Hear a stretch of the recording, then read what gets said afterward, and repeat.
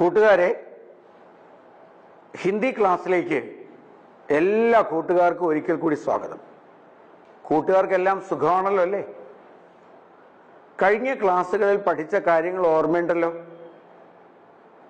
ആദ്യ ക്ലാസ്സിൽ നമ്മൾ മനസ്സിലാക്കിയത് എന്താണ് കൂട്ടുകാരെ? ഒന്ന് ഓർത്തു നോക്കിക്കേ, പറയൂ.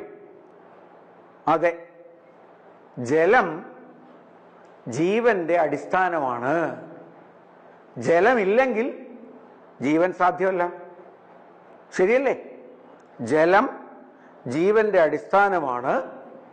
ജലമില്ലെങ്കിൽ ജീവൻ സാധ്യമല്ല. ഇതിന്റെ ഹിന്ദി നമ്മൾ ആദ്യ ക്ലാസ്സിൽ പഠിച്ചു. ഒന്ന് പറഞ്ഞു നോക്കിക്കേ.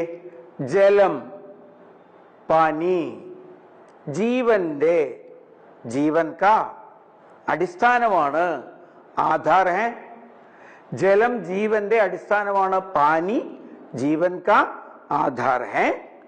ജലമില്ലെങ്കിൽ, പാനി കെ ബിന, ജലമില്ലെങ്കിൽ ജീവൻ സാധ്യമല്ല. പാനി കെ ബിന ജീവൻ സംഭവ നഹി. കൂട്ടുകാരെ, ഇത് നമുക്ക് ഒരുമിച്ച് ഒരു സെന്റൻസ് ആയിട്ടൊന്ന് പറഞ്ഞു നോക്കിയാലോ? പാനി ജീവൻ കാ ആധാർ ഹെ, പാനി കെ ബിന ജീവൻ സംഭവ നഹി. തുടർന്നുള്ള ക്ലാസ്സുകളിൽ നമ്മൾ പഠിച്ചത് കൂട്ടുകാർക്ക് ഓർമ്മയുണ്ടോ? ഓർമ്മയുണ്ടെങ്കിൽ ഒന്ന് പറയൂ, കേക്കട്ടെ. ठीक है, हमने कविता पढ़ी थी, है ना? हमने क्या पढ़ी थी? एक कविता. कविता का नाम याद है? हाँ, सही है, बादल दानी. कविता का नाम क्या है? बादल दानी.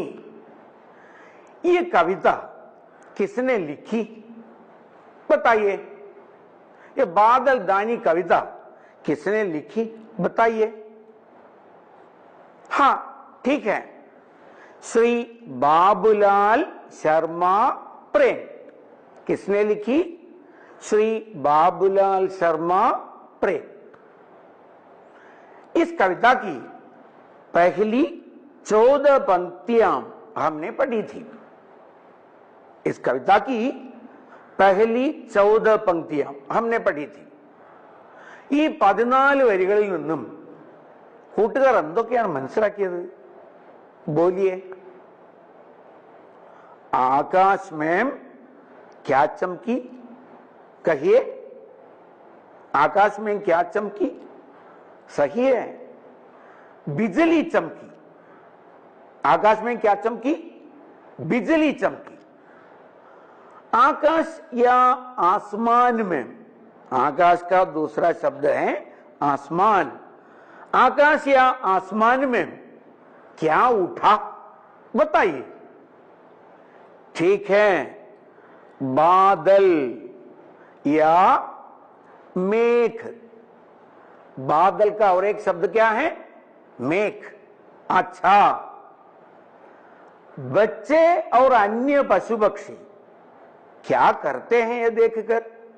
आकाश में बिजली चमकी, बादल उठा, ये सब देखकर बच्चे और अन्य पशु पक्षी, वहां कौन कौन थे? लटका, लटकी, बंदर, व्याध पतंग, हिरण, सांप आदि थे। वे सब क्या करते हैं? हां, वे सब बादल से प्रार्थना करते हैं। वे बादल से क्या मिलने के लिए प्रार्थना करते हैं? हां, जरूर पानी मिलने के लिए। वे क्यों पानी के लिए प्रार्थना करते हैं? तो उन्हें पानी की आवश्यकता है। बोलिए, उन्हें पानी की आवश्यकता है। हां, सही है, सभी को पानी की आवश्यकता है, क्योंकि वे सब प्यासे हैं। बच्चों, वहां एक तालाब आप लोगों ने देखा था। वो तालाब कैसा है? ठीक है, तालाब खाली पड़ा है। क्या है? खाली पड़ा है। तालाब में क्या नहीं है? तालाब में, हां सही है, पानी नहीं है, इसलिए तालाब खाली पड़ा है। तो तालाब की मछलियां हमने देखी थी पिछले क्लास में। मछलियां कैसी हैं? तो बच्चों बोलिए, मछलियां कैसी हैं? सही है, मछलियां हैरानी में हैं। मछलियां हैरान हैं। അതെ, കുളങ്ങളിലും നദികളിലും ജലം കുറയുന്നത് കണ്ടിട്ട് മത്സ്യങ്ങൾ आश्चर्यचकितराണ്। हाँ, मछलियों को हैरानी हुई। फिर हमने क्या पढ़ा था? जरा सोच कर बताइए। बादल कहां से जल या पानी लाते हैं? बताइए, कहां से जल या पानी लाते हैं बादल? हां, ठीक है, सागर से। सागर से, सागर या समुद्र से। बादल सागर से पानी लाते हैं, आप लोगों को मालूम होगा। तो बादल किसकी प्यास बुझाते हैं? बादल किसकी प्यास बुझाते हैं? सही है, सब जीवों की प्यास बुझाते हैं। बादल सब जीव जंतुओं की प्यास बुझाते हैं। हमारी धरती माने भूमि कैसे धानी हो जाती है? अर्थात हमारी धरती कैसे धानी या हरी भरी हो जाती है? നമ്മുടെ ഭൂമി എങ്ങനെയാണ് പച്ചപ്പുള്ളതാകുന്നത്? നിങ്ങൾക്കറിയാമോ കൂട്ടുകാരെ? പറയൂ. हाँ, बारिश या वर्षा से। बारिश, वर्षा या बरसात से। अच्छा बच्चों, बारिश या वर्षा या बरसात कहां से मिलती है? कहां से बारिश या वर्षा होती है? बिल्कुल सही है, बादलों से। അതുകൊണ്ട് കുട്ടികളും മറ്റു പക്ഷി മൃഗാദികളും മേഘത്തോട് എന്താണ് അപേക്ഷിക്കുന്നത് കൂട്ടുകാരെ? ഹേ ബാദൽ ദാനി, खूब झमाझम पानी बरसो। हे बादल दानी, खूब झमाझम जोर से पानी बरसो, तिमिर्त मഴ പെയ്യൂ। प्यारे बच्चों, हमने यही तक पिछली कक्षा में पढ़ा था। अब हम बादल दानी कविता की अंतिम 6 पंक्तियां पढ़े। देखिए पंक्तियां, अपरिचित शब्दों का अर्थ भी वहां है। मैं पढ़कर सुनाता हूं, मेरे साथ आप भी पढ़िए। पढ़ते समय शब्दों पर ध्यान देना चाहिए। अच्छा, मैं पढ़ता हूं, मेरे साथ आप लोगों को पढ़ना है। फसल धान की खेतों महके, राह घाट हरियाली लहके, मन किसान का गाये चहके, देख देख मेढ़ों तक पानी, बादल दानी खूब झमाझम बरसो पानी। एक बार फिर मैं पढ़ता हूं, जरा सुनिए। फसल धान की खेतों महके, राह घाट हरियाली लहके, मन किसान का गाये चहके, देख देख मेढ़ों तक पानी, बादल दानी खूब झमाझम बरसो पानी। बच्चों, पहली पंक्ति, फसल धान की खेतों महके। फसल शब्द, फसल का अर्थ है विलव। धान वहां दिया है धान्यम नल्ल। फसल धान की खेतों, खेत में, खेतों में, महके गंध आए। देखिए बच्चों, धान की फसल की गंध, फसल धान की फसल की गंध खेतों में आए। धान की फसल, क्या आप धान की फसल देखना चाहते हैं? तो देखिए,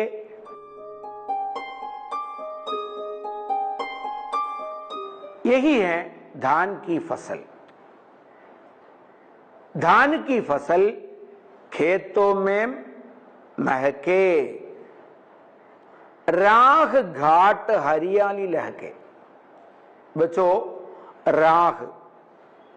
राह का अर्थ है रास्ता, पथ।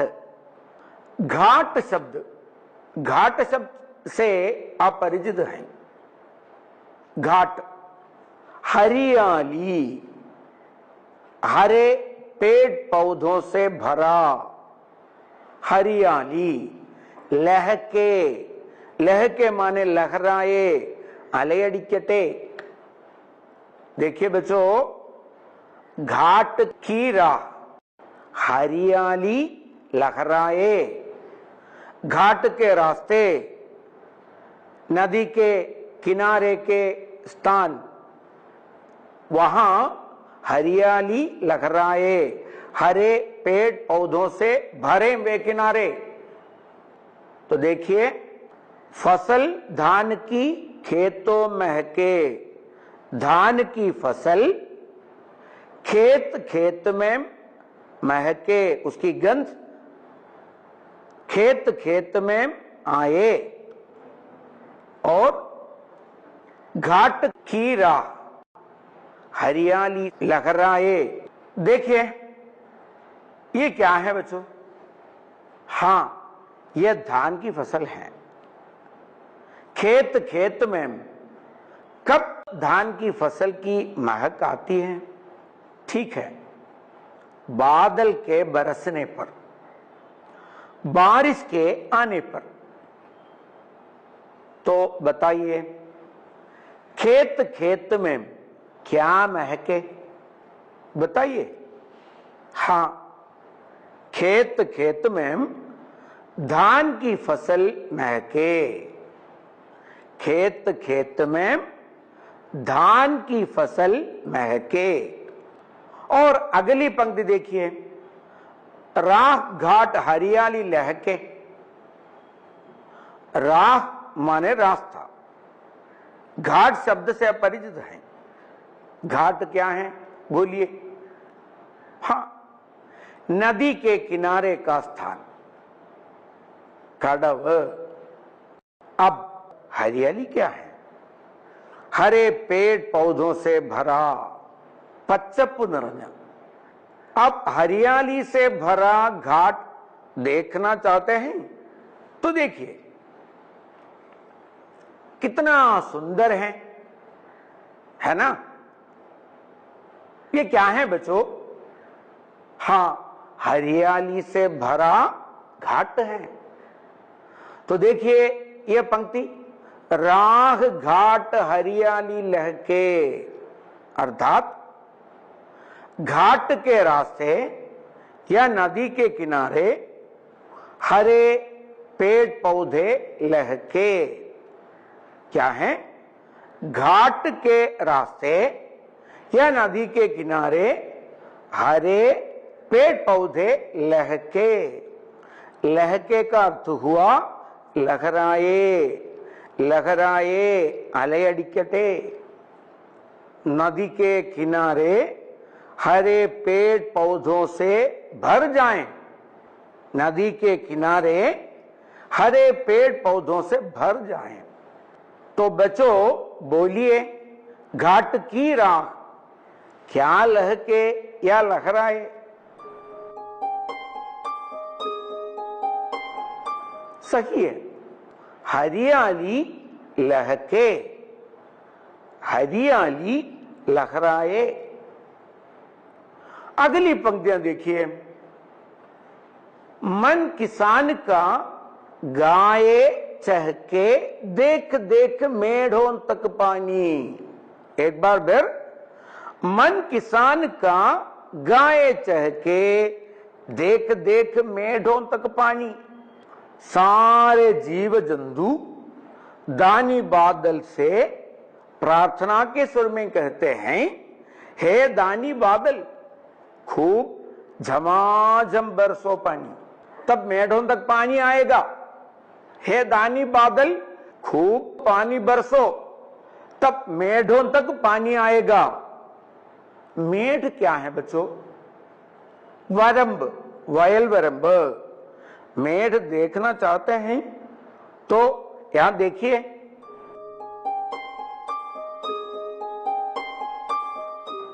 मेढ़ों तक पानी को आते देखकर मन किसान का गाये चहके। अर्थात मेढ़ों तक पानी देख देख कर किसान का मन खुश हो जाता है, क्योंकि खेतों में खेती के लिए किसकी आवश्यकता है? सही है, पानी की आवश्यकता है। तो जरूर किसान का मन खुश हो जाएगा मेढ़ों तक पानी आते देखकर। तो अब मेरा एक प्रश्न है, मन किसान का गाये चहके, इसका अर्थ क्या है? बताइए। मन किसान का गाये चहके, इसका अर्थ क्या है? हां, किसान का मन खुश हो जाता है। किसान का मन खुश हो जाता है। किसान का मन कब खुश हो जाता है? बताइए। किसान का मन कब खुश होता है? सही है, मेढ़ों तक पानी देखकर। किसान का मन कब खुश होता है? मेढ़ों तक पानी देखकर। अगली पंक्तियां देखिए, बादल दानी, बादल दानी खूब झमाझम बरसो पानी। बादल दानी, बादल दानी खूब झमाझम बरसो पानी। देखिए बच्चों, सभी जीव जंतु बादल को क्या पुकारते हैं? बोलिए। हां, दानी पुकारते हैं। क्या पुकारते हैं? दानी पुकारते हैं। बादल क्या दान देता है? बादल क्या दान देता है? ठीक है, पानी। सब बादल से क्या प्रार्थना करते हैं? ठीक है, खूब झमाझम बरसने की प्रार्थना। अर्थात जोर से बरसने की प्रार्थना करते हैं. കുട്ടികളെ, ഈ കവിതാഭാഗത്തിൽ നിന്ന് നമ്മൾ എന്ത് മനസ്സിലാക്കി? പറയൂ.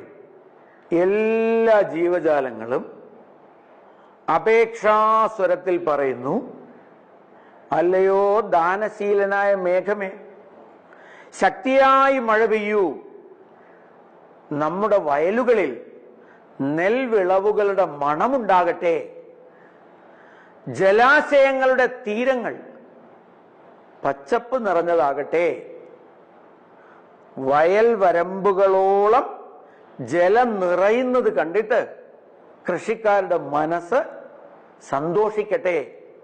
ഇതാണ് ഈ കവിതാഭാഗത്തിൽ നിന്നും നമ്മൾ മനസ്സിലാക്കിയത്. अब हम एक वर्कशीट देखें. गोले से चुने खंभे भरे. बच्चों, क्या है उसका शीर्षक? അതിന്റെ തലക്കെട്ട് എന്താണ്? गोले से चुने खंभे भरे. देखिए, ये खंभे हैं. खंभे की एक ओर कुछ शब्द हैं. वे क्या क्या हैं? धान की फसल, घाट की राह, किसान का मन, मेढ़ों तक बादलदानी. एक बार फिर मैं पढ़ता हूं. धान की फसल, घाट की राह, किसान का मन, मेढ़ों तक बादलदानी. दूसरी ओर के खंभे खाली हैं. ठीक है ना? वहां कुछ भी शब्द नहीं लिखा है. खंभे के शब्दों से संबंध रखने वाले कुछ शब्द नीचे एक गोले में हैं. आपको उस गोले से वे शब्द चुनकर, वे संबंध रखने वाले शब्द चुनकर सही खंभे में लिखना है. आप लोगों को क्या करना है?